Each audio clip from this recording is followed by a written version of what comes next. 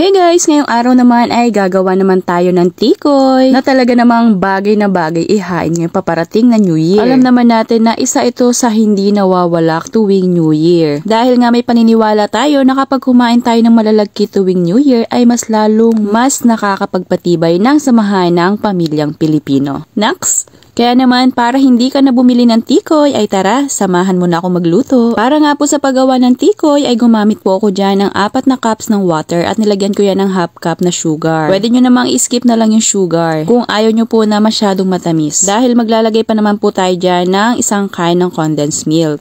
At ayan nga po, ibinuhos ko na po dito sa 2.5 cups ng glutinous flour yung ating condensed milk. So halu-haluin po ito. At kapag naihalo na yung condensed milk dito sa ating glutinous ay ibuhos naman gradually yung ating kinanaw kaninang tubig with sugar. Gradually lamang po ang paglalagay ng ating tubig para naman hindi tayo masyadong mahirapan sa paghahalo. Kailangan po ay mag-combine mabuti yung ating glutinous dito sa ating tubig na may asukal.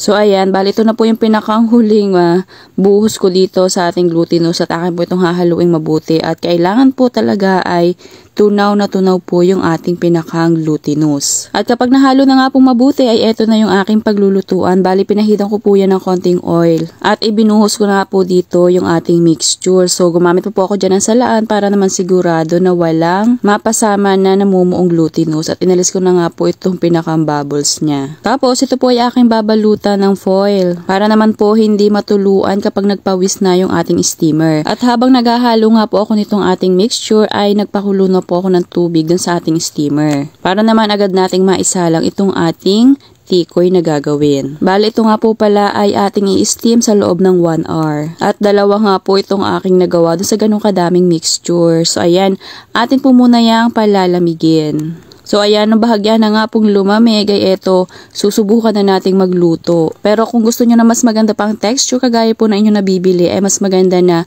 hayaan nyo po muna ito sa chiller. Para naman po mas mag-set ng mabuti itong ating tikoy. Kasi kapag bagong luto po ay medyo malambot pa po talaga yan. Pero kung hahayaan nyo po siyang makalamig pa ng mas maayos, lalo na nga kung ilalagay nyo po sa chiller ay mas titigas pa po ng konti yan. Yung hindi po ganito kalambot. So dahil excited na nga po akong matikman itong aking ginawang tikoy ay magluluto na po tayo. Ang pagluluto po nitong tikoy ay magbabati lamang po kayo ng itlog tapos ididip nyo po dito yung inyong hiniwang tikoy. At kapag naidip nyo na po dito sa ating itlog ay atin lamang po yung ilalagay sa kawali na merong konting mantika at atin po yung ipiprito sa katamtamang lakas lamang po ng apoy. So ayan, ganyan lamang po kadali ang paggawa ng tikoy. Kaya naman kung gusto mo maghanda nito ngayong paparating na New Year, subukan mo na lang gumawa or magluto nito. At sigurado makakagawa ka ng marami na pwede mong ipanregalo sa pamilya mo. So eto na, titikman na natin yung ating homemade tikoy.